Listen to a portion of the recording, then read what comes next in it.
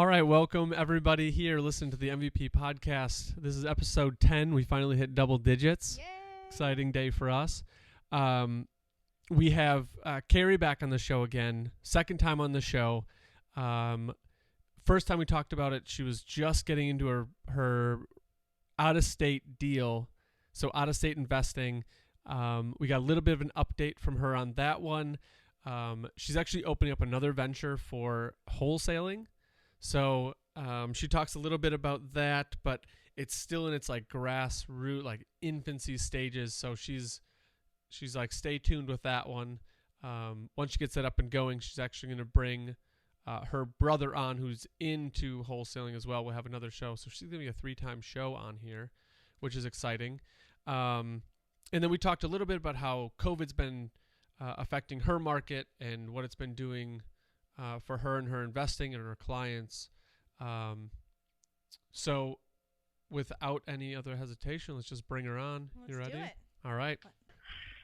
Well, other than that, how have you been?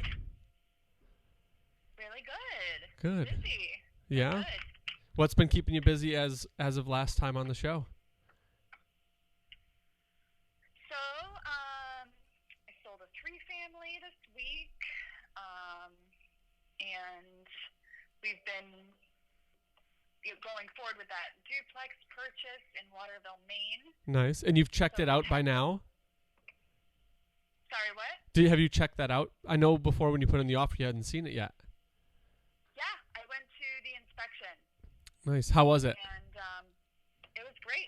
It was great. I mean, it's, a rental property is not like beautiful, but Yeah. it's very well maintained, no major issues. Overall, solid house. So Good. I think it's going to be great. Good. And great location, really nice neighborhood. There's a lot of single families too in the mix, and they all look like well-maintained homes. So yeah, I'm really That's excited. awesome. I know that getting your rental right in the middle of some single family homes definitely helps in multiple different ways. One being the personnel that you're going to bring in, more of that family focused, slower rolling type of dynamic, at least from what I've seen in Wisconsin, which has always been nice. Because those people are looking And to also, kind I of think- stay. Yeah. And I think the owner-occupied homes usually are, better maintained. Right. So it's nice when it's not all rentals. Right. And we actually met the neighbor who had lived there her entire life, and she must have been in her late 80s. Oh, wow. So that was nice to meet her. Yeah. There's a church behind it, and it's you can walk to downtown. So yeah, it's a great little area. My husband hasn't seen it yet, but he trusts me. So That's all. That's what it's about. yeah. I actually. We're also starting. Okay. I'm sorry. I was just say we are starting a new company, which is going to be doing wholesaling. Nice. So Is that been just getting state that or up is and running that as well. national? excuse me, what was that? Is that statewide or is that national? It's going to be out of state. Okay. We're thinking about doing it in Detroit to start off with, and then we may go to other areas as well. That's awesome. You are the true long distance investor. I am getting there, yeah. And I feel like it's funny because, after I've tried wholesaling, it'll be like I've tried pretty much all of the major investing strategies. I've flipped a house, holding long term, house hacking, and then wholesaling. Well, Covering once all you my get bases. that up and going, we're going to find out which one you like the best and why. Yeah, definitely. I just I say can you're tell you, I inspiring. think flipping is a little stressful for me. Oh, yeah. I gained 15 pounds during that transaction. Yeah, my fitness as well has plummeted since the whole flipping thing happened. Oh, I just gained 15 pounds sitting next to my husband. So. No, that's Yeah, it's not for the faint of heart. I can understand that. That's great.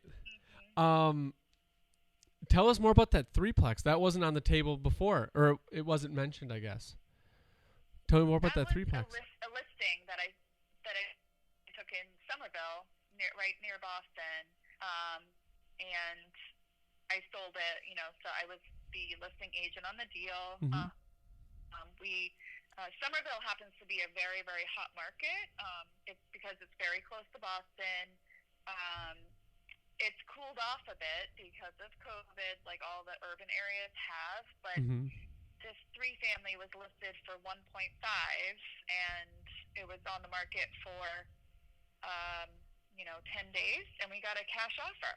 So I'm excited about that. Absolutely. And we're able to close before the end of the year, which was very important to my seller. He's worried about taxes. Oh, so that that was makes good. sense. I gotcha. Well, that's very cool, and that's awesome that it got taken so quick and it's able to close pretty quick. It is. It was kind of under the we're a little bit under the gun. Yeah, For sure. I'd say so. That's a quick turnaround. Hopefully it goes smoothly. Yeah. With your listing, now that you're into the whole investment side of things, are you creating kind of a book of business of people that buy investment properties where you can, now you're that premier agent of, in the world of investing, you've got those buyers out there that may be interested that you can network through? I I keep a long list of buyers who would be interested in opportunities that might come up. So from doing, from having listings and doing seminars and webinars, I have a pretty big database of investors for this area. Is that what you mean? Yeah, and I just wasn't sure if because you've been doing it for so long, you kind of get that group of people. Because actually, it was an interesting question for me, because when I got into the agent side of things, I wanted to be the person that could buy and sell and have that network of investors for people that wanted to either house hack, where they're interested in investing, but I don't know, don't have the capital or haven't done it before, where they could buy a duplex. Right. Mm-hmm. So it hasn't evolved yet because the agent side is kind of a back burner to my business. So I haven't gotten to that level yet. So it's always piqued my interest. Wondering if that was something that you were able to develop through the years of doing it. So a little bit of a personal question on that one.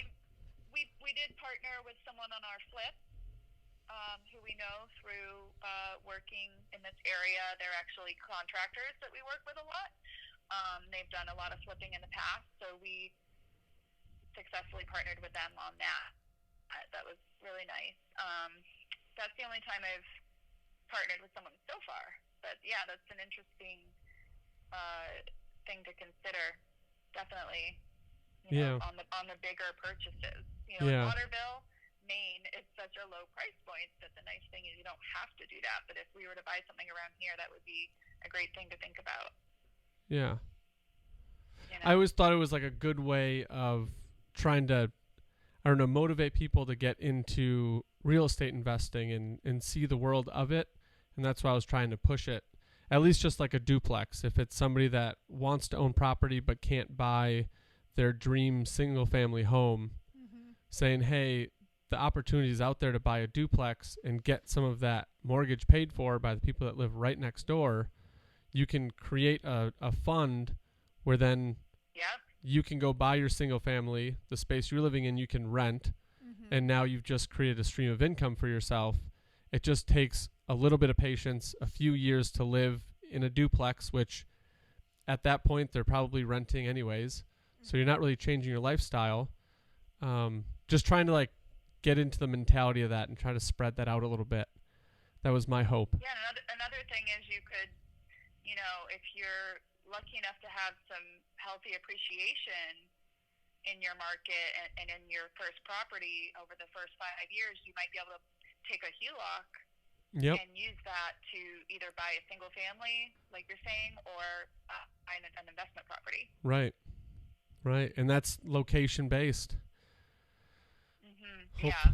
Hopefully you pick your right location, but if you got a knowledgeable agent, that's in that investment world, hopefully they guide you in the right direction, which it sounds like you do to your clients, which is awesome.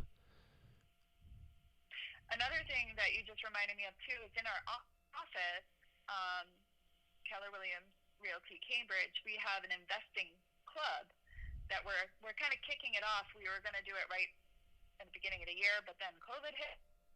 So we're doing it. We're getting it going now. But basically, the idea is that agents can partner with each other and pool their resources to invest in properties, income properties. Okay. So it makes it a much less, a much less riskier venture if you only have to put $5,000-$10,000 in. Right. Maybe one commission check, and you can be a partner in an investment property. Right. And I love that concept, and that's something that I'm striving for when my brokerage gets up and going, is getting the agents to have their own investment property. In my head, I feel like it benefits in so many different ways. One, it's going to make you, I think, a better agent, knowledgeable in terms of material and operation of a home, where you can actually get, because it's your asset. You need to keep this thing running efficiently. So the more you're involved in that property, the more you're going to learn about the mechanics of a house, which then you can transfer that knowledge into the single family realm when you're helping your clients. Absolutely. And it helps you even, talk to people who are investors or want to invest or might be interested in investing. Right. One thing they tell us at Keller Williams is, talk to your database, and give them a copy of Gary Keller's, $1 million real estate investor. Mm-hmm. To ask them, when do you plan to buy your next investment property? And they may be like, well, we don't own investment property. Well, your home that you live in is an investment, right? Yeah. When are you planning to buy the next one? Right. So it's like cultivating that mindset of real estate can be a home and also an investment. Right. Let me guide you and work with you to show you how so many people have done this successfully. Yep. My husband actually just came to me with an investment opportunity a couple of weeks ago. He was like, how would you like to spend like $200 and be a fifth owner of a like camping site? Like, so it'd be like oh, wow. like a hunting, camping. He just wants to go hunting. Yeah, I mean, I think it's part of it is in his family. So he's like, we could keep more of the portion of it in our family as opposed to having other people who have invested in it, like, be able to take over it. So that way they can't sell it from underneath us. But I was like, well, I mean, I guess if it will like appreciate in value, why not? Yeah. Yeah. So that's my maybe, my like at. dipping my little toe in. You got to start somewhere. Yeah. That's all it is. I know there's been. Good. Oh, you can go. I'm sorry. Thinking for a friend of mine who wants to buy a property, income property, and she was just kind of saying how it's so expensive around here. And I was like, well, maybe you could look into a place in Vermont, or around like a ski resort, Airbnb it, and she loves to ski. So I'm like, it could be both a getaway and an investment property. Right. Or like someplace in Mexico. There you go. And same deal. Like, you can buy it a lot cheaper than you can anywhere near Boston. And you could choose which weeks you want to go and then Airbnb the rest of the time. We were looking at it was a manufactured house out in wine country in Oregon, and we're like, we could maybe Airbnb that thing, and then we could also go out there and go visit and hang out and drink wine. So that would be fun for us. Sounds perfect. Yeah. Right? Yeah, absolutely. I'm seeing more and more of those property management companies come out that just manage Airbnbs. And it's crazy how big that concept has gotten. I can see that. Right. They don't own any assets. They literally are a service company. Mm-hmm. And a service company on top of a service company is just, it's great. But yeah, there's a lot of upkeep to turning over tenants and cleaning and resetting everything every weekend or every week that it's rented out. So the property managers that can capitalize on that makes even more passive. Mm-hmm. That's what you want. Yeah, you want it to be totally passive. So you want a full service property manager who just does everything. Yeah. I and don't know write you a check. what's more nerve-wracking in my mind, an Airbnb or out-of-state investing. Or I think no, they both are. I know. But talking to Carey makes out-of-state investing seem a lot more normal. A lot more Well, I easy. think that's why I'm like, now because I've got one under my belt, or knock on wood, it's closing soon, but, you know, now it doesn't feel as scary. So I'm like, yeah, we should buy a place in Mexico. You know, now, like, Heck yeah. I feel like I could go anywhere. Ole. Like, what's the difference, really? As long as you trust the people that are managing it, then what's the difference where it is? Yeah. And if the numbers work. You know? Right. So here's my question for you, Carey. What would you look for as far as like an out-of-state realtor? What tips could you give our listeners? Because I want to ask that question, so I'm sure everybody else wants to know the answer too. I would say call me, Okay. and I have a nationwide and global network, and I can refer you to 1, 2, or 3 excellent agents in the market you're interested in. Fabulous. I'll be talking to you next week. Perfect. And for all the listeners that want to get into it, feel free to call Carey. Exactly. Contact information will be in the notes. 617-791-4882. Love it. And when I get the guts to get out of state, I will give you a call as well. Eventually I'm going to do it. Because it seems fascinating. It seems like a very cool stepping stone to get to. I just got to take a deep breath and be comfortable with it. Well, what is the market like I for know. you in your area? Is it pricey or? There's some locations where rentals just won't cash flow, and you have to go in with your investment strategy as just appreciation. I've talked to a few people that they buy, they rent, they take the lump every month, but the appreciation is skyrocketing so much that their hope is just to sell it and cash out at the end. But I mean, if you're in the metro areas like Milwaukee, you can find a house that'll cash flow like crazy in most areas. But I have not ventured into Milwaukee metro area. Madison, I'm seeing a lot more Airbnbs coming out, and those rentals, you'll obviously get like the college crowd because that's where Madison is, with a lot of students there. The area that we're in specifically, which is the Waukesha County area, it honestly could switch from the side of the road. Like there's one neighborhood that it'll cash flow. The other neighborhood is just not going to work with numbers. Even in Oconomowoc. Yeah. Yeah. What's the average sale price? Oh my Man, gosh. that scatters. We've got a So historic downtown, and we've got a whole new built up, brand new $500,000, I million was up. gonna say we can go from anywhere from 100,000 Yeah. to 3 or 4 million. Yeah. There was a $1.8 million 2-bedroom, 1-bathroom home What? on Oconomowoc Lake. But it was like on the island. It was like on this, right. It was like on this island. It's got a bridge. Like the scenery was amazing. Mm-hmm. The house was done so well, Mm-hmm. but it was small. It was tiny. But it's pulling like, I think it was 1.6, 1.8. Sounds about right. It was crazy. But that's the same lake that like the castle of Pabst Brewery was on. And Right. you've got a lot of historical homes on that's going to pull. And it's such a busy lake. I mean, Okachi Lake, which is a little bit east of where we're at, they're having old cottages torn down. They're buying 2 lots and putting up multi-million-dollar homes. I was going to say that's the low end of the lakes around here. Yeah. But It's such a sporadic.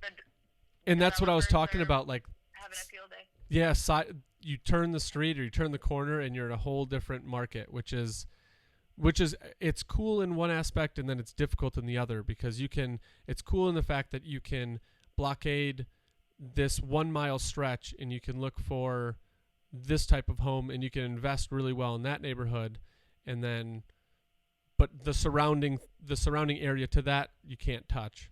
Right.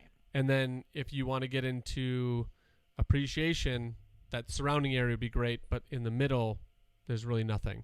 So it's really fascinating, and we're on the outskirts of major cities, so we're very sporadic. It's building and it's getting bigger.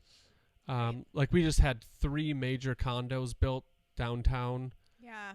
That half the town is happy about and half the town is not happy about.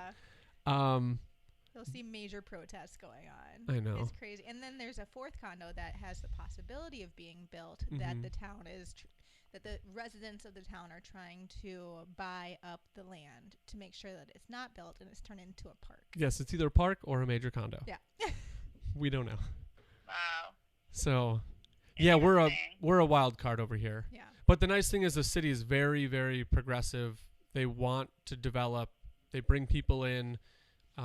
They bring big developers into the city to buy up land, develop neighborhoods, either luxury side-by-sides, luxury single families.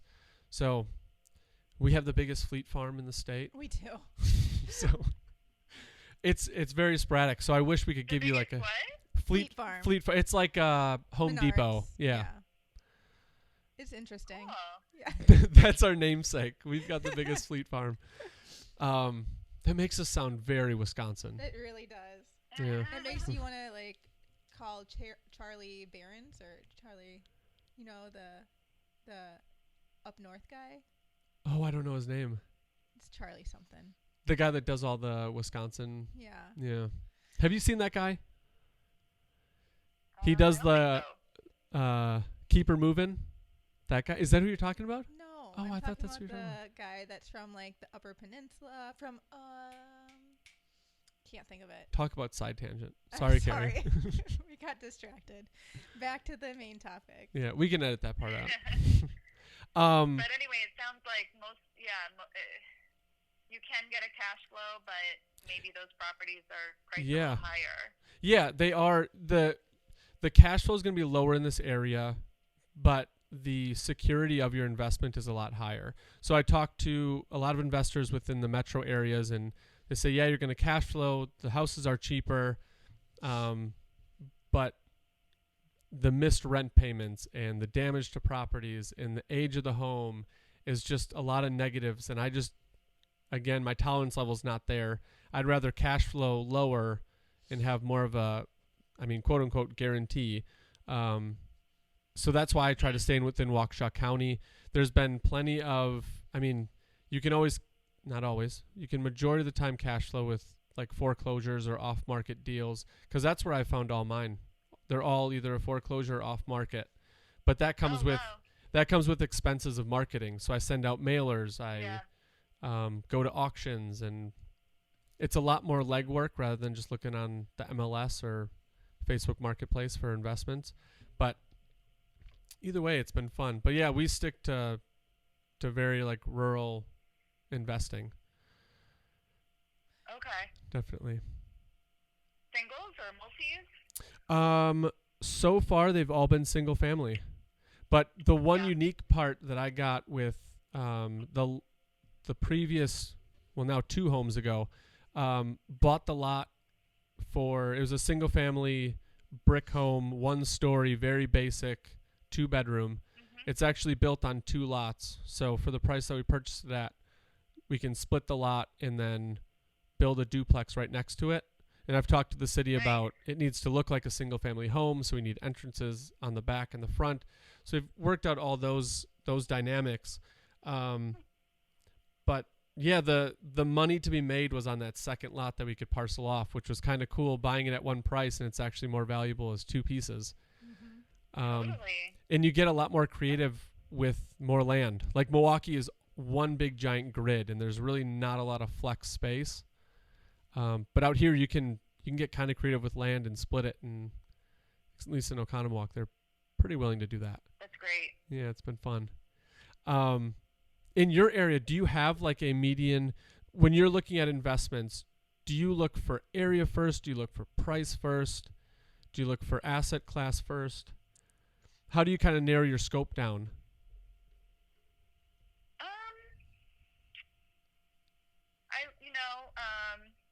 Right now I'm kind of looking for I think we've talked about this last time, the 1% rule. Yep. Is kind of my bigger pockets jumping off point.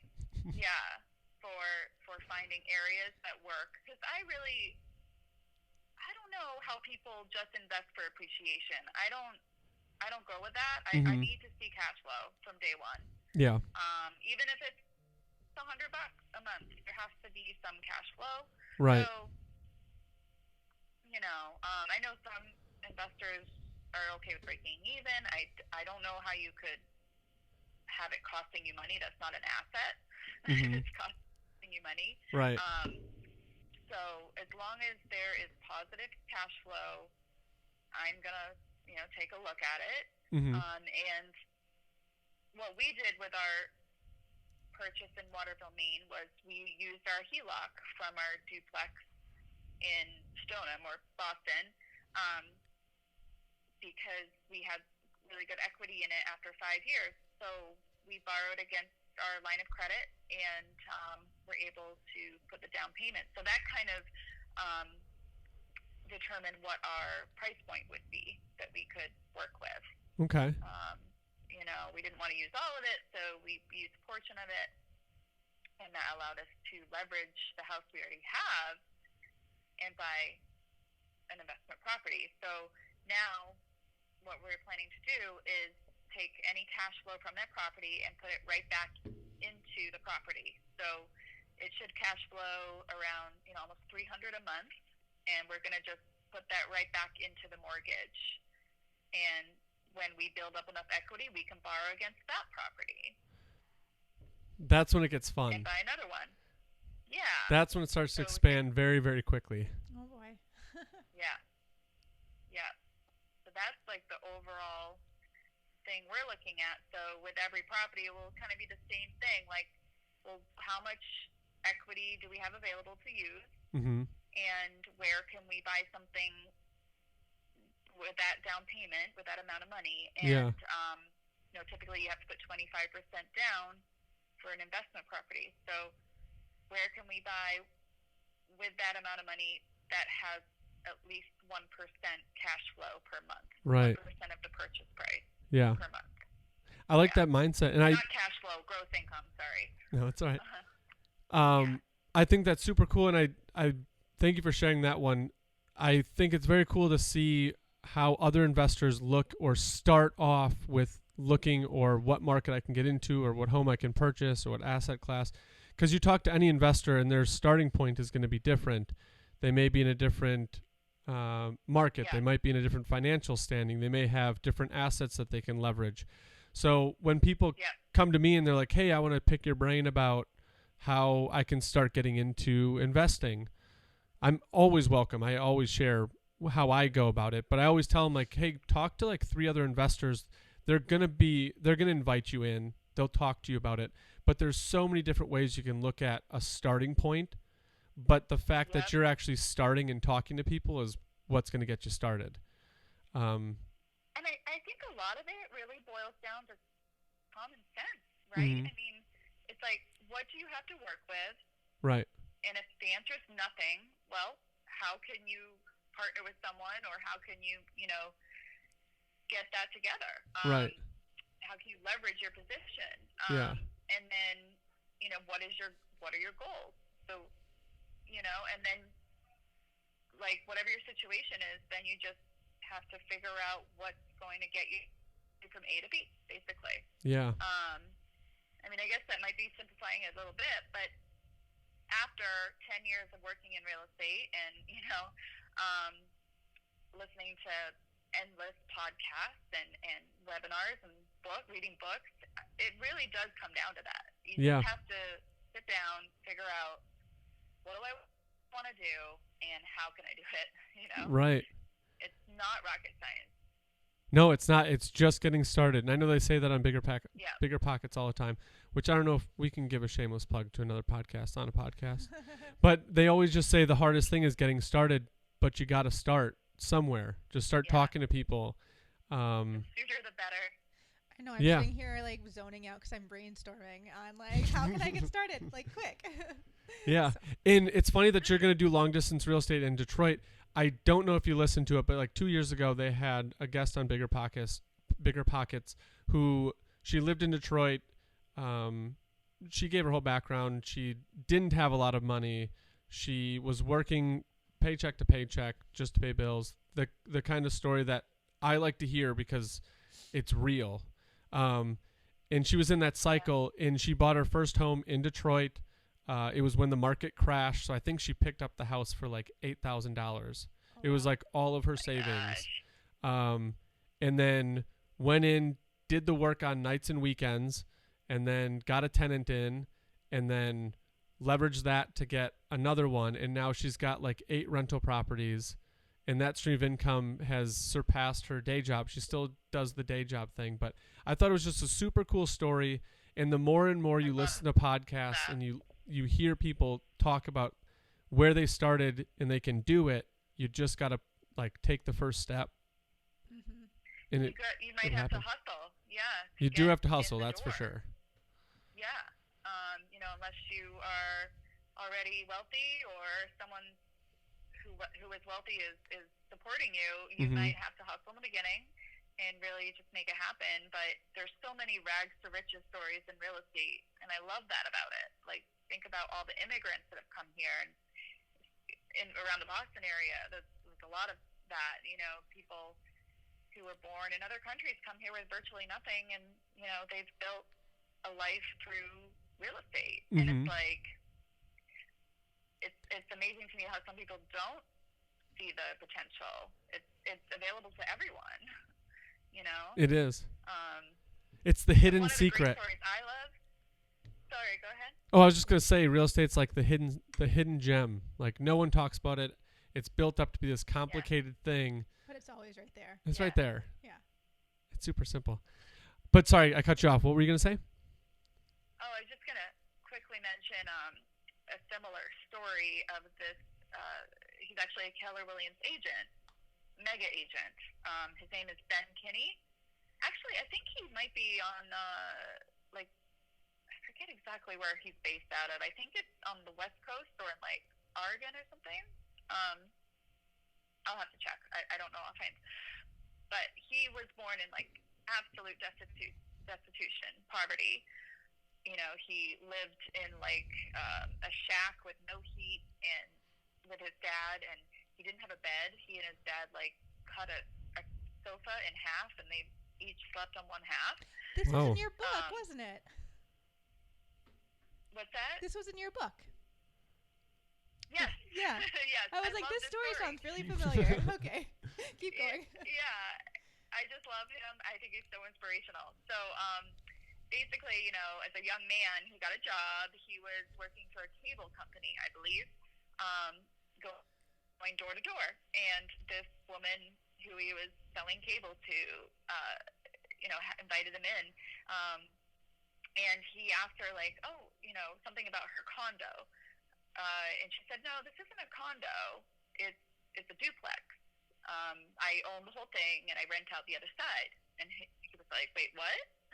How do you do that? And she said, yeah, no, it's great. She said, my entire mortgage is paid for. And his mind was just blown at that.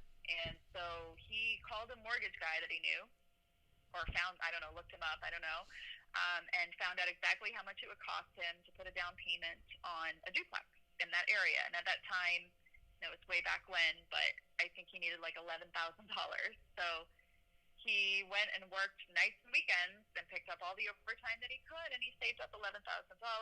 He did the same exact thing, and he said that it wasn't completely paid for, but his housing was like $100 a month or something. So that was his first investment. That's awesome. From there, now, he's just like a megastar agent. He got really enamored with real estate, and rest is history. Now he gives away $1 million a year to charity. Oh my gosh! Jeez, that's amazing. Yeah. Think you did pretty well in real estate. Yeah. That's a very cool story from start to finish. Yeah. Man, that is awesome. If we could get him on to tell his story. Yeah. Man. But another reason to get the book, so you can actually do you have more details on that one in the book? I'm hoping. Yeah, there's a little more detail in the book. Yeah. That's awesome. Yeah. That is super, super cool. Man. I know. This is getting me the chills. You get little tidbits on shows where it gives you chills. And that was one of them. I want to go do something I love a good super story fun. like that. So good. We have to stop having all these amazing guests on because it makes me want to go and invest, and I need to put some money aside so I can go do that first. But that's what we want. We want to promote this mentality. We want to promote people know. to do it. I would love to share my market with hundreds of people because I think the opportunities are endless. And I think the more people in it, the better, the more chance for people to get creative into deals and all that. So my hope is for everybody to love real estate. We'll see how long it takes. And even if we can do it, Carey. Ready to dive in. That's right. Let's do it. I was just gonna say, like, as much as I love real estate too, I mean, even if you're not ready to buy a property, definitely invest. Right. Like, because you can open an investment account some places for like $50. Yep. You want to have your money growing and working for you. Right. At all times. Right. I mean, I wish I had done that sooner. So, if I could talk to my younger self, I'd be like, oh my God, don't wait, you know? Right. I love checking like my retirement accounts, my TD Ameritrade stocks. Like I check those in the morning. Like people go on Instagram and check their Facebook and all that. And I'm on like TD Ameritrade and I'm like, okay, what were the things that moved yesterday? What's the news that's happening? Like that stuff fascinates me. And then it's like that delayed gratification because then you can go in with something that you bought maybe 4 years ago. And you'd be like, oh, that made me like $100. And like it's not major big wins, but it's $100 I didn't have before. And if that was in my savings account, it'd probably be like $5. You know what makes me super excited is to see my kids' EdVest account and how quickly that has been growing lately. Like what is the name of it? It's called EdVest, EDVEST. It's basically I think it's $5.29. It's an account where you save for their college tuition, and he gets so excited because I'm like, Riley, you have X thousands of dollars in your, EdVest account. He's like, oh my gosh, Mom, my college is gonna be paid for. I'm like, it'll be close. I mean, at least, and it depends on. And then you're planting the seed for him to, plan to invest as well. For sure. And he has his own savings account at the bank. And it was so funny the other day. There is this app called Go Henry. And it's basically a debit card for kids. They actually send you a real debit card. I think it's a Visa. I mean, it costs $3 a month. So if your kids get more than $3 a month and they're like spending, then it can be worth it. But he said, how about we keep your checking account yours until you start making like $20 a month or $30 a month, and then we'll give you a Go Henry credit card. But let's watch your money build. In the meantime, we still have your savings account. We have your quote-unquote checking account, which is your piggy bank at your house. So I think if we watch it grow that way, that's super fun too. That's a good idea because I think that's kind of hard right now with kids. I mean, we don't use cash anymore. Right. I know. So like my oldest has a checking account, but he doesn't have a debit card. And so it's like, if he wants to buy something, we would have to go to the bank, right? Withdraw the cash, So, cash just really isn't a thing anymore. Yeah, it was super cool. We saw the ad on TV or something, and we're like, as soon as Riley saw it, he's like, Mom, I need that. That needs to be mine. I'm like, we'll look into it. Yeah, I think more freedom. Yes. Definitely cool to get the kids started in investing early and get the mindset going. 2 years ago, I bought my niece a stock for her birthday. Aww. Like I got her a gift. I'm not like that boring uncle.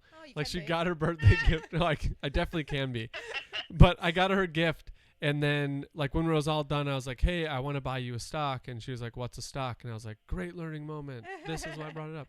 So I was talking to her about like things she purchases and how stocks grow and all that stuff.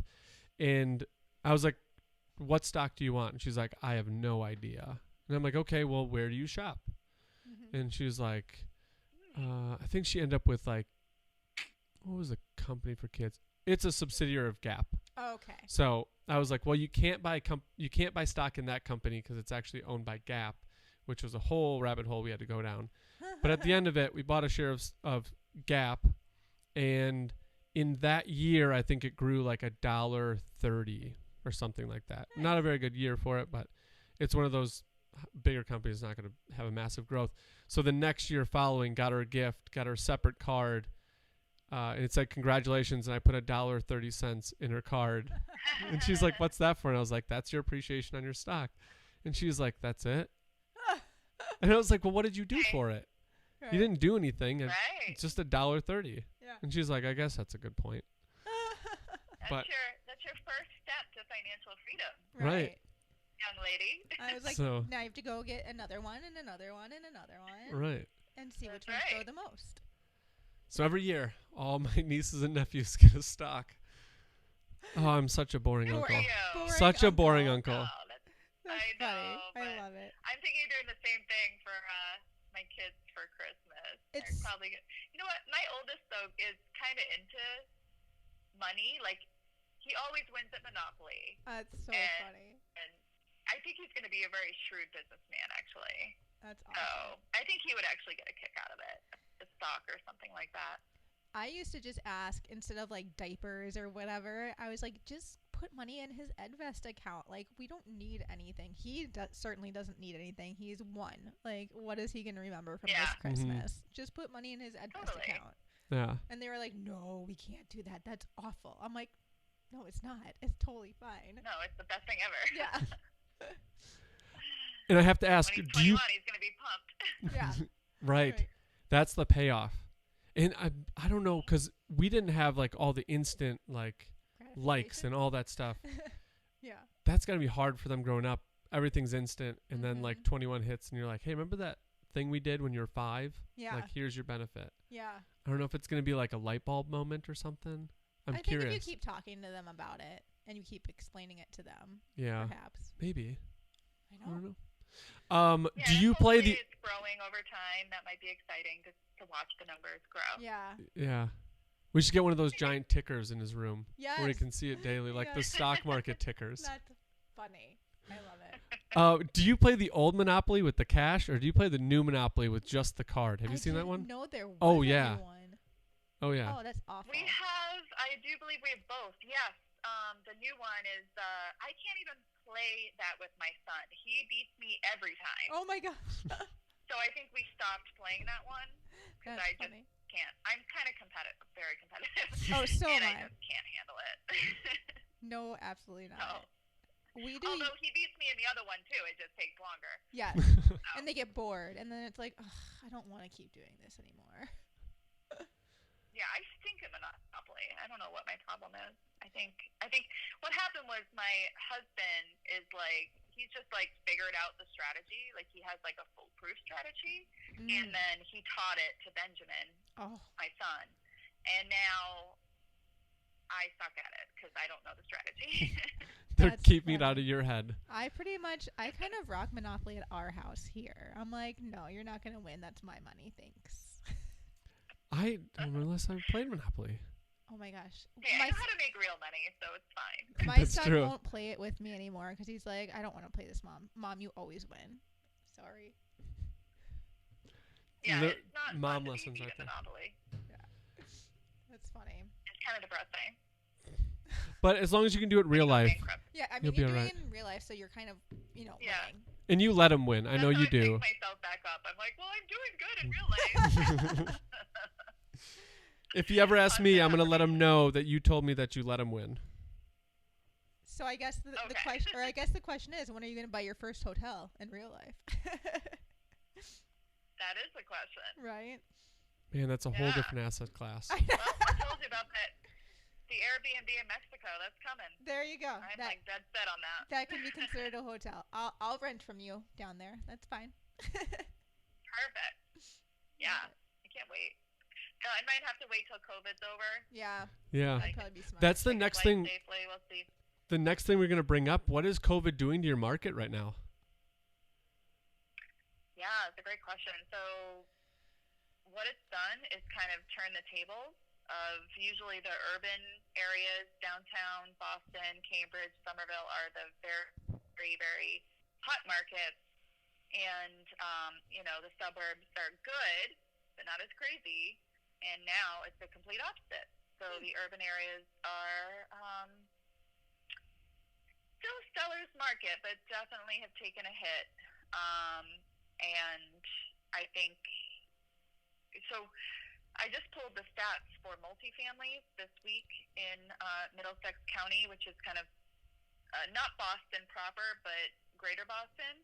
And what I saw was that sale prices are up 7% over last year. So that's great. But I think a large reason for that is the interest rates being so low. Mm-hmm. That's keeping, the market up. But the volume is increasing. So it's increased actually by 47% since last year, which is huge. Yeah, that's awesome. So if that continues, then we could very well see the market shift to a buyer's market. But the suburbs around here and the more rural areas even are super hot. So people are generally looking for single families in nice neighborhoods where they have more space. Like there's a suburb around here called Melrose, and I had a couple buyers looking this summer, and oh my God, it was like untouchable. I mean, going 100,000 over asking and still not waiving all contingencies. It was just great. It was like a bloodbath. So one of them actually ended up going to a neighboring community, and the other family bought a house that needed a ton of work, and they're in the middle of gut renovating it right now. Oh my gosh. But yeah, it was pretty interesting. Very, very different this year. That's crazy. That's for sure. And I different. think also, like in Boston, we have a lot of luxury condos, $1 million and more. Mm-hmm. And that market has definitely taken a hit. The whole condo market as a whole has stayed relatively stable, but the high-end condos are taking a hit, and I think that's an indicator of the shifting market as well, because there's just less buyers at that price point. Makes sense. And if they're going to pay $1 million now, they're probably going to go for a single family. Right. And I can't remember who talked about it, but there's actually an investor that went with appreciation. I believe he's an appreciation-based investor, but he talked about how he stays away from any luxury investment or development. And he said, like, it's coming, like there's more and more luxury apartments and luxury condos and luxury duplex, like that kind of thing. And he was like, it's just out of my comfort zone. I'll go out of state. I'll do what I need to do, but I stay away from A-class investments. I stick to mainly B's and C's. I'll do a D class, but not really fond of it. And his rationale was, yes, A's are great. You're going to get a lot of money out of it, but when something bad happens in a market and we get a tank, everybody drops a class. So A's are left stranded. Yep. The A's will drop to B's, the B's will drop to C's, and then it takes forever for people to work back up and trust the market that they can get back up to an A and keep it as a standard. So he was like, I just don't touch them. They're great for what they are, but the risk reward was just too high for it. So, and I was like, that's really interesting. I never really thought about that aspect, but I know with this whole COVID thing, those luxury developers got to be hurting. Yeah. I mean, maybe there's definitely more profit margin when you're talking those luxury developments. Mm-hmm. So it's, in a rising market, it makes sense. But, I would definitely agree that when the market shifts, it hits that high price point first. Mm-hmm. Whereas there's always going to be buyers that can afford, the first-time home buyer market. Mm-hmm. And there's always going to be the most people in that population, in that market sector, that can afford the entry-level house or the entry-level rent, You're always going to have a larger portion of the population that can afford that. So when you go up into the stratosphere of the luxury price point, it's riskier because, it could, it'll be the first portion that's affected by a downturn, and you're always going to have a smaller buyer pool. Yep. It just makes sense. Yeah. And I don't know why, but after that, it kind of shifted my mind of staying away from that A-class development or asset class, because I don't know, the fact of having somebody rent something of luxury. I don't know. I just, in my mindset, I'm like, just if you're renting, just rent until you can own, and owning is the way to go. And I just feel like it's a more fiscally responsible move to rent something that's within your realm, where you can save to buy something that maybe you buy something luxury, but rent in your means for a little bit. Say my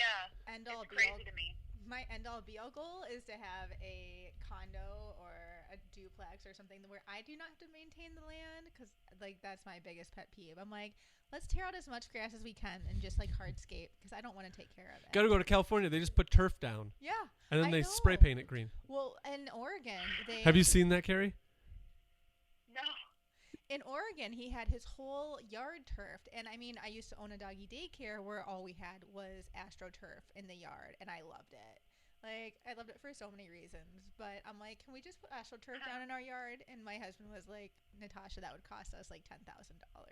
It is super expensive. I know. But then you're like, honey, you never have to mow the lawn. I know. Pretty much. I'm like, you can just sit down and drink your lawn mowing beer and not have to mow the lawn. So it's a win-win. Didn't work. It didn't work.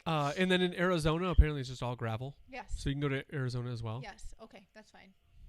Two great markets. Yeah, we have in Boston this place.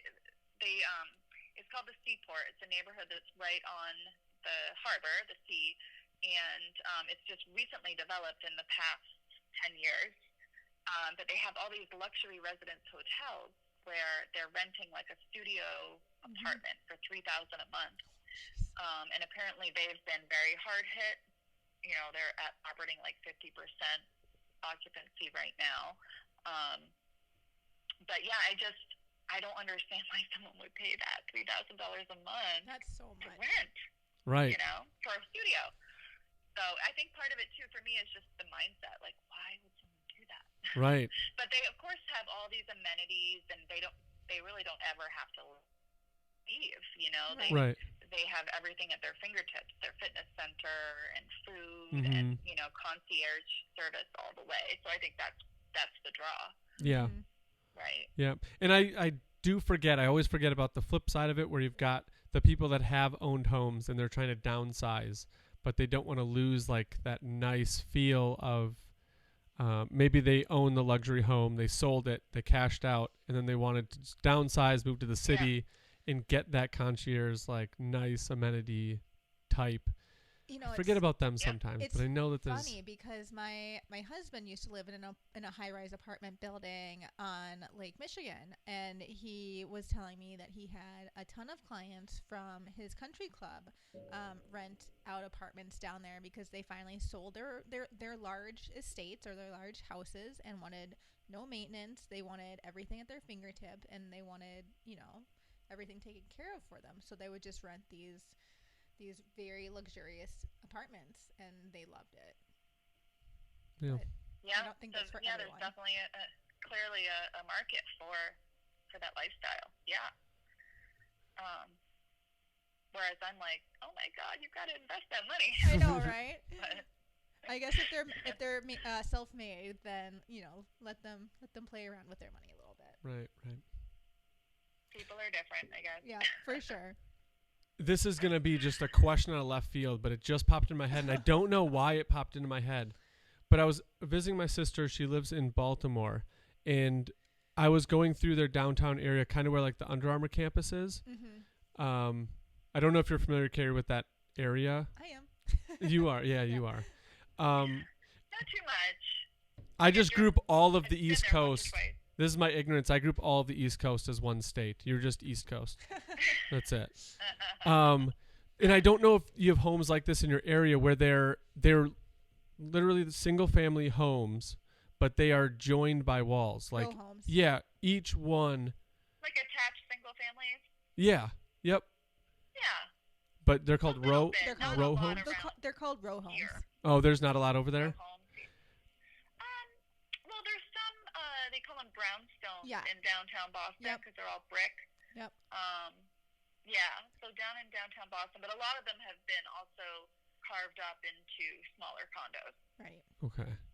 I always had a question as Not I'm super walking common. through, and I'm like, okay, something happens to the exterior of that building right on the line.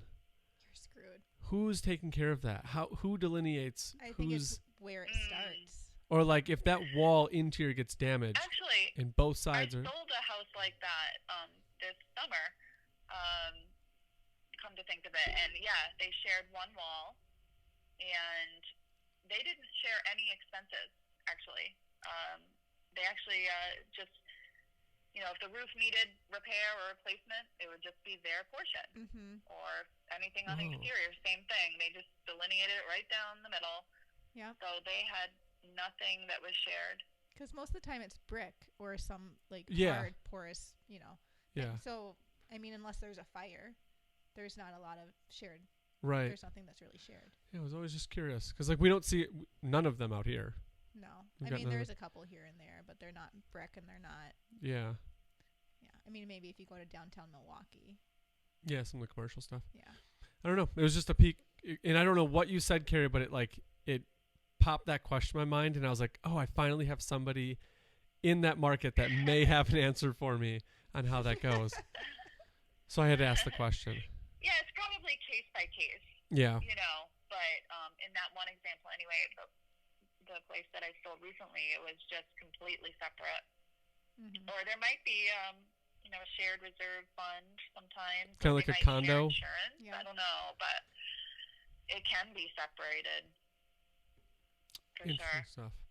In most cases, unless for some reason like they share a gutter or some other And I would think it would be wherever part of the house.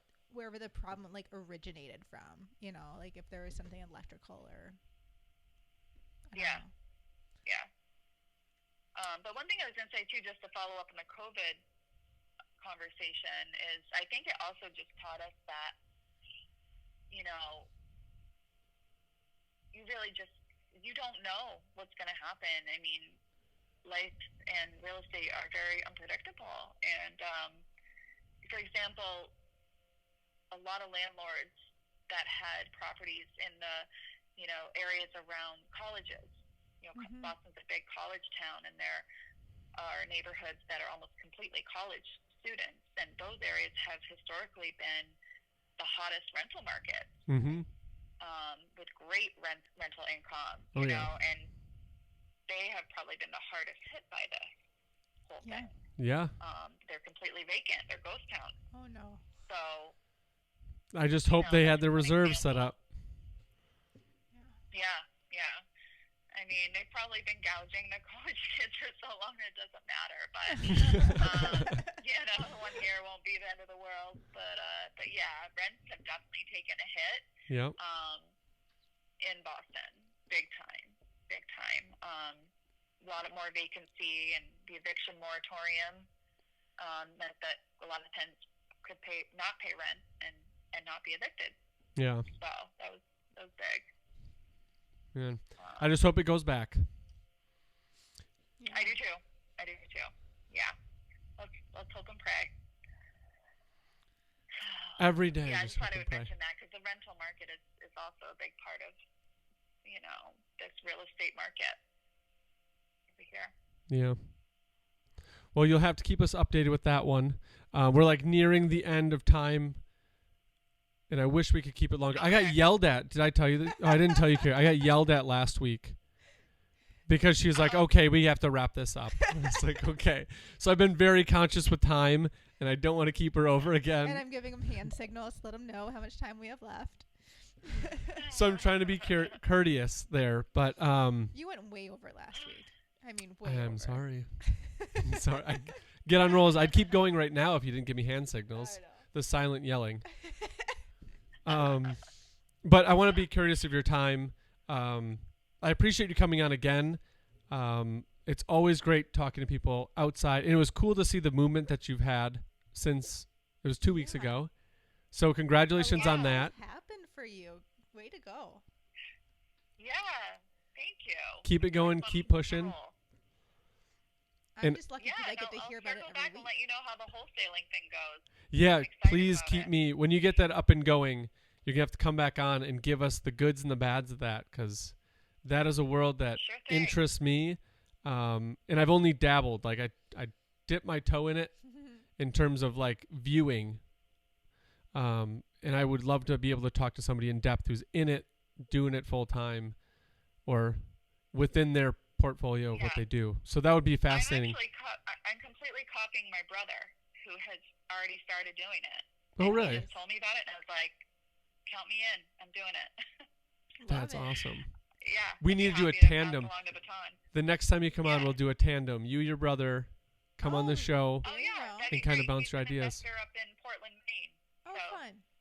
That would be Yeah. awesome. Oh, He's a boy. smart dude. Don't say, oh more boy, about that's the going to be a good brokerage, show. too. I know. Did you hear Natasha like sigh on that one? I was like, now I just have to figure out how to conference call in people and come up with a whole other set of questions. And whew, You okay, can we do it. You We can do it. You can do it. Well, I look forward to that show. I look forward to the updates you have. We'll keep pushing this real estate mindset, getting people motivated to do it. Absolutely. We're starting with Natasha.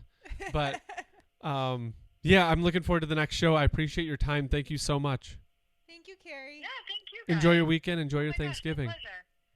All right. Well, we'll You talk to you too. soon. All right, Carey. Take care. All right. See ya. bye.